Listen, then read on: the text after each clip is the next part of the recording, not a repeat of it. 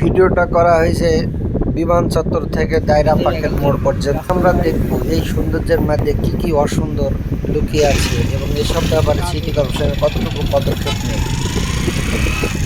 সঙ্গেই থাকেন, সামনে দেখা যাবে, ভালো করে দেখিয়ে দেব।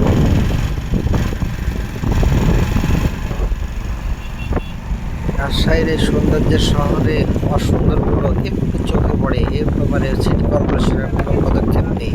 ময়লার ভাগাড় বানিয়ে রেখেছে রাস্তার পাশে।